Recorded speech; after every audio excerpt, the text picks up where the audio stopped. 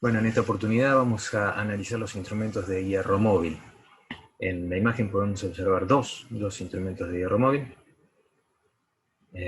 cuyas características se pueden observar en el cuadro, por lo menos de este que es un poco más claro, en la simbología que está serigrafiada en el cuadro. Es un cuadro de 96 por 96, ¿no? Es lo que mide. Hierro móvil, corriente alterna, clase 1,5, es para uso en panel, es decir, en uso vertical. Tiene una determinada tensión de aislación que no se logra observar, pero que está puesta dentro de la estrella, y que es un instrumento cuyo alcance final es de 5 amperes, pero que está en relación de 600 a 5 amperes, es decir, se necesita un transformador de intensidad para poder utilizarlo. También tenemos una zona de protección por si tenemos un sobrevalor, y el campo de medida en este instrumento es un poco más claro, que va desde esta división de 5 hasta, suponemos, 25 amperes. En ambos instrumentos se logra distinguir algo muy característico y desigual respecto a los instrumentos de bobina móvil, que es el formato de la escala. Si ustedes miran, la escala no es lineal, no hay un mismo incremento angular para un mismo incremento de una misma cantidad de incremento de la magnitud media, ¿eh? Acá las divisiones están más comprimidas, acá están más expandidas, acá también pasa algo similar. Bien. Entonces, esta es una característica muy común dentro de los instrumentos de hierro móvil. Su escala no es lineal, por el contrario, tiende a ser cuadrática. Lo de tiende lo vamos a explicar en breve. No lo habíamos mencionado en los otros encuentros, pero este es el medio por el cual se ajusta el cero del instrumento, es decir, con un dispositivo, un destornillador o algún elemento plano, se coloca y se gira este pequeño tornillito, que lo que hace es, como habíamos hablado en su momento en los otros instrumentos, mover al resorte espiralado, y a su vez eso mueve al eje. Al mover al eje, mueve a la aguja, y entonces podemos llevar más arriba o más abajo la posición inicial de reposo que tiene este instrumento. Entonces, para charlar sobre este instrumento, vamos a ver constructivamente cómo es. Entonces, realmente son muy sencillos en cuanto a su construcción. Básicamente, lo que tenemos es un eje, en donde en ese eje vamos a tener, por un lado, la aguja, ¿no? Solidario al eje tenemos la aguja, tenemos el resorte espiralado, que nos va a proveer la cupla antagónica, la que va básicamente a proveer el equilibrio con la cupla motriz, que ahora vamos a ver cómo la vamos a lograr. Tenemos esta chapita que también queda fija en el eje y que tiende a meterse dentro de este cuadro, que es un solenoide. Básicamente es un electroimán. Ese electroimán básicamente es un arrollamiento por el cual va a circular la corriente que yo quiero medir. Entonces, el principio de funcionamiento a grandes rasgos sería el siguiente. Una corriente circula a través del solenoide que genera un campo magnético que atrae a esa chapita hacia su interior, y al estar solidario a todo un conjunto, con este eje, hace que eh, la aguja se mueva con alguna relación respecto de la corriente. Es lógico pensar que a mayor corriente, mayor va a ser el campo magnético generado dentro del solenoide, mayor va a ser la fuerza de atracción de esa pequeña plaquita, y entonces va a tender a ir con mayor fuerza, con una cupla mayor, hacia adentro, con lo cual con lo cual la aguja se va a desplazar angularmente una distancia mayor, angularmente. Nos quedaría hablar del sistema del cero, que algo estuvimos mencionando recién. Básicamente, con este tornillo descentrado, lo que hacemos es girar la posición del eje para que gire también, perdón, del resorte para que gire al eje. Y nos estaría faltando charlar un poco sobre este sistema, que básicamente es una cámara de aire, en donde esta paleta, también solidaria al sistema, genera una presión contra el aire que va a ser mayor. Mientras más rápido se mueva angularmente la aguja. De nuevo, algo parecido a lo que vimos en instrumentos de bobina móvil. Mientras más rápido yo hago un cambio en la magnitud que estoy midiendo, más rápido va a ser la fuerza de atracción, más rápido va a ser el movimiento, o por lo menos eso va a tender a ser, y también mayor va a ser la resistencia de movimiento que va a proveer esta paleta al querer comprimir el aire y que se vaya escapando de a poco dentro de esta cámara semicerrada, una especie de efecto inflador o émbolo, algo parecido. Bueno, ese sería el principio de funcionamiento de este dispositivo, que es realmente muy sencillo y, como ustedes verán, también hace a la robustez, es decir, las partes móviles las partes móviles son todas cuestiones que no merecen mayores delicadezas constructivamente hablando, y con relación, o relativo, mejor dicho, a lo que habíamos visto en el sistema de bobina móvil. Había una bobina que era muy delicada, con hilos muy finos, y que había que hacer una conexión muy fina, que todo ese conjunto se movía, entonces había que tener mucho cuidado con eso. Acá, la verdad que todos esos cuidados ya no son necesarios, o por lo menos no tanto. Otra forma de proceder para lograr el mismo efecto es hacer, en vez de una tracción, una repulsión. ¿Eso qué significa? Vamos a hacer todo un bobinado que está representado a través de este conjunto, en el cual se pone inmerso, es como si fuera un cilindro, pero en realidad un cilindro bobinado, un selenoide básicamente, en donde adentro dejamos una paleta fija, y después en un eje ponemos solidario una paleta móvil. Entonces, el hecho de que ambas piezas metálicas estén sometidas al mismo campo magnético va a producir una magnetización sobre esas piezas con igual signo, que provocan una repulsión entre ellas mismas. De nuevo, a mayor intensidad de corriente eléctrica, mayor será el campo magnético en el que estén bañadas estas piezas, en el que estén inmersas estas piezas, mayor va a ser la fuerza de repulsión a la cual van a verse sometidas una respecto de la otra, y por lo tanto mayor va a ser el ángulo con el que esta pieza o paleta, acá figura con ese nombre, paleta móvil, vaya a querer desplazarse. Obviamente ese desplazamiento se ve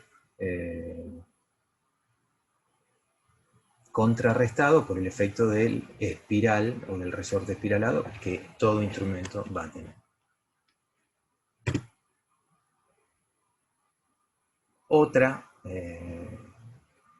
Otra forma de representación, o otra forma que es muy común encontrar este tipo de formato, básicamente por lo fácil que es construirlo, es tener en el mismo selenoide, o algo parecido a lo que habíamos visto en la imagen anterior, en el interior, en vez de tener dos paletas que se repelan, tenemos dos chapas, pero con forma semicircular, si se quiere, en la cual una es fija y la otra está solidaria al eje. Y el efecto es el mismo. La idea es que se repela una respecto de la otra, de forma tal de lograr que el eje gire y que la cupla, producto de esa repulsión, se vea contrarrestada o equilibrada, o mejor dicho, contrarrestada y equilibrada con los resortes espiralados. De nuevo, a mayor intensidad de corriente que circule por el selenoide, por la bobina, mayor será el campo magnético, mayor será la fuerza de repulsión, la emanación y fuerza de repulsión de estas dos piezas que tenemos acá, mayor será la cupla que se genere, y mayor será entonces el desplazamiento angular de la aguja, que está representada acá con esta figura. Entonces los principios de funcionamiento realmente son muy sencillos. E incluso se puede jugar con la forma. Bueno, esta es una visión de lo mismo, ¿no? Esta imagen con otra forma representativa. otra vez la aguja, el resorte espiralado, la parte de la bobina fija, perdón, la paleta o el hierro fijo y el hierro móvil. Les decía que se puede jugar un poco con la forma de esos hierros de forma tal de que de intentar entonces ir acomodando la interacción y la fuerza de repulsión que va a haber entre estos dos hierros, y en función de variar la fuerza, también se varía la forma en que se va a comportar el desplazamiento de la aguja con respecto a la corriente que va a circular por la bobina. Jugando, repito, jugando con la forma de los hierros, se puede resolver alguna cuestión en la forma de la escala, de la distribución de las divisiones de estas en la escala. Entonces, nos quedaría ver cuáles son las ventajas y desventajas de este tipo de instrumento y tratar de cuantificar un poco el movimiento. Eso es un poco empírico, puesto a lo que acabo de mencionar aquí. Depende de la forma, depende de muchos parámetros constructivos, la manera en que se va a mover la aguja, pero bueno, vamos a intentar hacer algún desarrollo para describir una característica de escala, sobre todo, que tienen estos instrumentos. Pero antes de eso, vamos a ver cuáles son las ventajas y desventajas que tienen los instrumentos de hierro móvil. En principio, hablemos de las ventajas. Estos instrumentos, como seguramente habrán observado, pueden trabajar tanto en corriente continua como en corriente alterna. ¿Por qué? Porque básicamente si cambia el sentido de la corriente, cambiará el sentido de la emanación de las diferentes piezas, pero sigue siendo igual el principio de atracción o repulsión que tengan esas piezas. Así que si estoy en continua, funciona, y si estoy en alterna, también funciona. Pero hay un problema que es que en corriente continua existe un dejo de emanación remanente que queda sobre las piezas y puede llegar a producir una cierta histérisis. Es decir, si yo quisiera medir dos veces la misma intensidad, puedo llegar a tener algún tipo de error en corriente continua.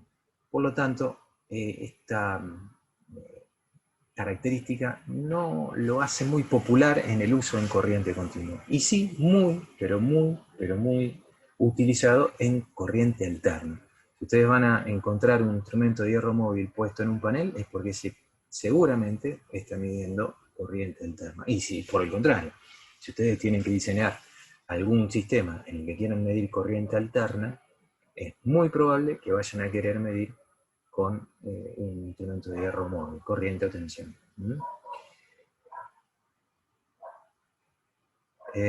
Bien, entonces me fui a las ventajas sin querer, pero vuelvo a la parte de las desventajas. La cantidad de campo magnético que se puede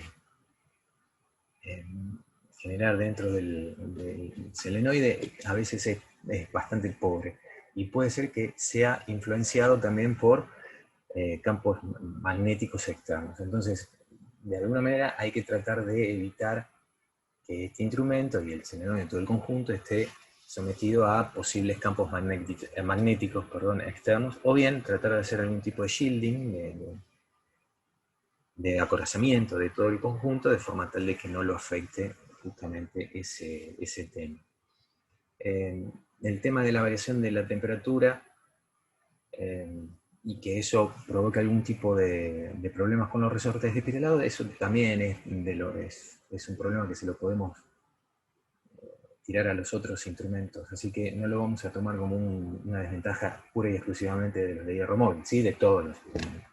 Por eso a veces se colocan dos resortes espiralados que estén dispuestos en forma opuesta, de forma tal de que si aumenta la temperatura y tienden a expandirse, producto del efecto de expansión de los metales con la temperatura, al estar enrollados de igual forma, pero colocados al revés, entonces ambas fuerzas se van a compensar. Eso sería una forma de poder trabajar con ese tipo o lidiar con ese tipo de problemas. Y lo que sí, cuando uno trabaja en frecuencias industriales, con estos instrumentos en corriente alterna, sí existe un rango acotado de frecuencias a utilizar, dado que como esto es un solenoide, tiene un valor de inductancia, y ese valor de inductancia provoca que la reactancia no sea la misma para diferentes frecuencias. Por lo tanto, no mediría lo mismo a 50 Hz que a 100 Hz o que a 1000 Hz. Entonces, estos instrumentos están preparados para trabajar a una frecuencia determinada.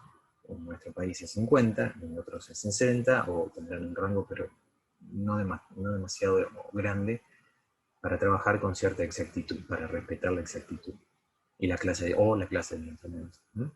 Entonces, como ventajas, habíamos hablado de que son realmente muy fáciles y sencillos de construir, y eso provoca que sean muy robustos, es decir, no tienen los problemas que tenían los instrumentos de bobina móvil, y todo eso provoca un menor costo. Realmente cuando uno va y mira y pide, dame un instrumento para medir tal parámetro, una tensión en corriente continua o en corriente alterna, la relación es de 5 a 10 veces menos a favor en costo de un instrumento de hierro móvil.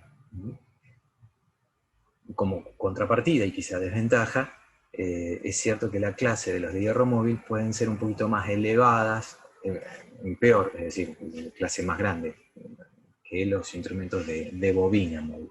Pero bueno, se puede conseguir de todo también. Con respecto a la construcción, como dato, como el selenoide es un selenoide fijo y no tiene que moverse, es ese que está ahí,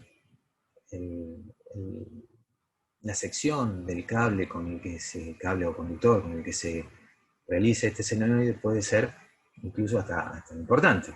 Con lo cual, al tener una sección que puede ser importante, podemos tener la capacidad de hacer circular una corriente también importante. Y entonces es fácil de lograr alcances altos sin necesidad de aplicar demasiada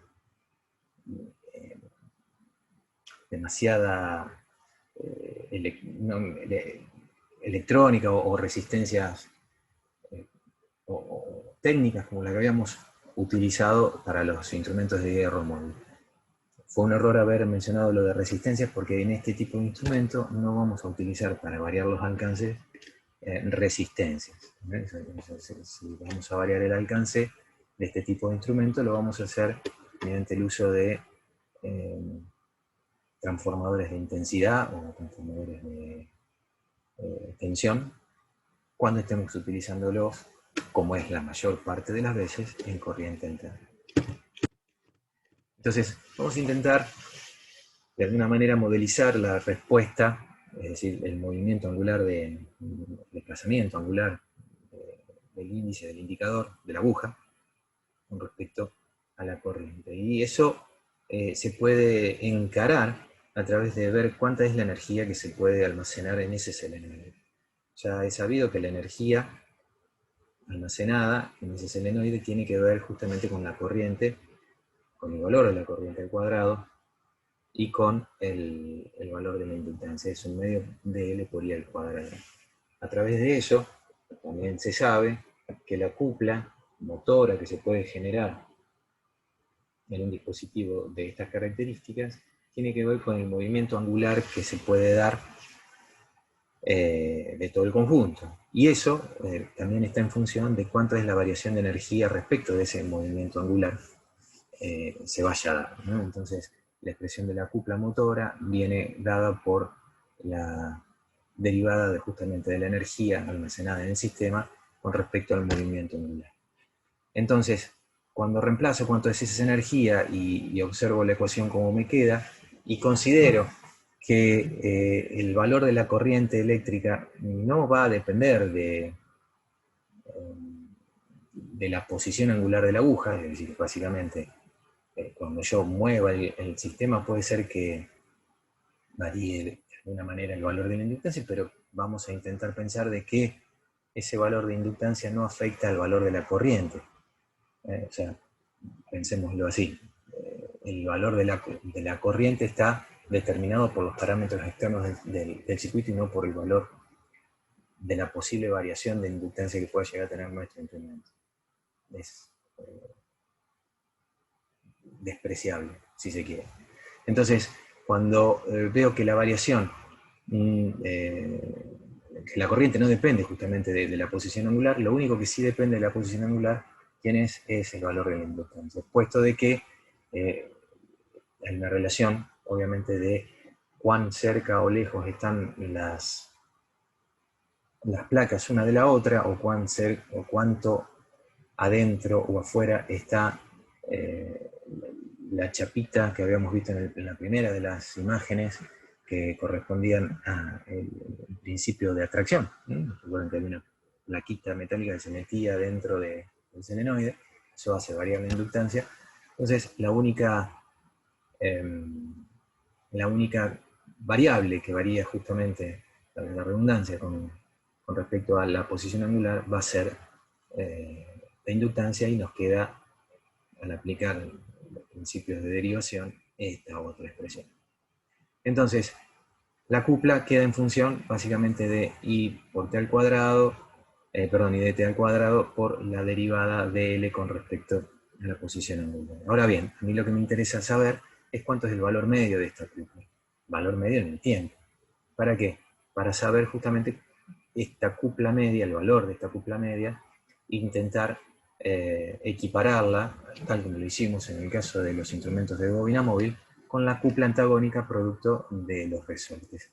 Justamente esta cupla antagónica viene dado por esta expresión del primer miembro, en donde tengo el ángulo multiplicado por una constante propia del resorte. En este caso estamos usando la letra U como esa constante. Y esta expresión de cupla antagónica está igualada a el valor medio de la cupla motora. Entonces esta cupla motora tiene como valor medio 1 sobre t, la integral de 0 a t de justamente el valor de la cupla con respecto al tiempo. Entonces, al resolver esta integral y al observar que cuáles son constantes, 0,5 o este medio es un constante, y que la inductancia no va a variar con respecto al tiempo, es decir, la inductancia es un valor que es fijo y constante con respecto al tiempo, también lo puedo sacar de la integral, o del integrando mejor dicho, y me estaría quedando una expresión de esta característica, en donde el desplazamiento angular es igual a estos factores, en los cuales este primer factor, ¿sí?, es una constante, que depende de la constante del resorte espilarado, básicamente, y esta otra constante la puedo mantener constante dentro de ciertos rangos. Intentar hacer de que el movimiento dentro de esos 90, de esos 80 grados que va a moverse la aguja, trate de ser lo más constante posible y no se mueva. Esto es difícil de lograr, pero supongamos que esto lo logramos. El tercer de los factores, o el tercer factor, nos queda igual a, seguramente ustedes lo recordarán, a el cuadrado del valor eficaz de la corriente. Cuando uno calcula el valor eficaz de una corriente, es la raíz cuadrada, ¿sí?, de 1 sobre t, la raíz cuadrada, la integral entre 0 y t, del valor cuadrático por diferencia de t, de la magnitud, que es el valor cuadrático de la corriente, de la tensión, de lo que fuese, por diferencia de t. Esta expresión que está acá, para que sea valor eficaz, falta sacarle la raíz cuadrada. O sea que sin esa raíz cuadrada, todo este factor equivale a decir corriente eficaz al cuadrado. Finalmente, si eso es así, y hago ese reemplazo, Lo que me está diciendo la expresión final es que el ángulo de deflexión queda proporcional, si es que esto es constante, repito, si es que esto es constante, al cuadrado de la corriente, al cuadrado del valor eficaz de la corriente, al cuadrado del valor eficaz de la corriente. Y esto me dice dos cosas que son importantes. Primero, le confiere a la escala un grado o una característica cuadrática, es decir, que se van a ir separando cada vez más las divisiones una con respecto a la otra. Vuelvo a repetir, aunque parezca insistente, siempre y cuando esto se mantenga constante, que no es certeramente, que no es siempre así, quiero decir, ¿no? O sea que incluso hasta uno puede jugar, como lo dijimos en algún momento, con la forma de las chapas, de los diferentes materiales, de los diferentes componentes de la repulsión, de forma tal de lograr algún tipo de característica especial en la escala, y que no sea cuadrática, sino que tenga alguna otra característica. No obstante, lo que sí o sí no va a pasar es que vaya a ser lineal. O es cuadrática, o es de alguna otra forma, pero lo que no va a ser es lineal. Punto número 1. Y punto número 2, y que no es menos importante, fíjense de que acá no nos hemos comprometido con colocar una corriente senoidal. Nunca hablamos de una corriente senoidal, sino que hablamos de una corriente cualquiera cuyo valor eficaz está puesto al cuadrado aquí. ¿Esto qué significa? De que un instrumento de hierro móvil es capaz de poder medir el valor eficaz de una forma de onda cualquiera. Eso tiene muchas comillas, acabo de decir, pero en teoría eso funcionaría así. Si yo coloco una onda cuadrada, podría ver el valor eficaz de esa onda cuadrada. Una onda triangular, lo mismo. Una onda senoidal, pero cortada por algún tipo de rectificación controlada, igual. Podría ver el valor eficaz de esa señal. ¿En qué queda reducido? ¿Por qué digo que es teórico y no tan práctico?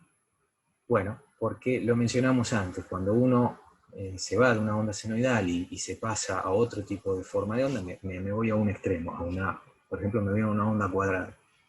Nosotros sabemos que esa onda cuadrada la podemos considerar como una sumatoria de muchas, o es más, de infinitas, dice la teoría, ondas senoidales de frecuencias múltiplos de esta original. Entonces, si yo voy a tener muchas ondas senoidales sumadas que voy a querer medir, pero que tienen otra frecuencia respecto de esa fundamental que quiero medir, bueno, habíamos dicho de que a mayor frecuencia, y al ser esto básicamente una bobina, a esas otras frecuencias o esas otras componentes de esa onda cuadrada de mayor frecuencia, la vamos a atenuar debido al efecto obviamente inductivo que tiene el sistema. Con lo cual no vamos a poder estar midiendo exactamente el valor eficaz de esa onda cuadrada, porque hay muchas componentes que las estamos reduciendo y no las estamos teniendo en cuenta. Pero sí, desde el punto de vista teórico y práctico incluso, es mejor que los instrumentos de bobina móvil en el caso de medir valor eficaz de una onda cualquiera. Bueno, y por último, volver a ver el tema de la escala. Las escalas acá se nota que están separadas, que las divisiones no mantienen una separación constante, y eso es producto justamente de todo lo que estuvimos charlando recién. De la forma de las piezas internas de la pieza móvil y la pieza fija, y de la relación cuadrática que tiene la corriente con respecto a la cúpula motor para hacer la desviación. Así que bueno, en principio esto era lo que les quería contar con respecto a los instrumentos de hierro.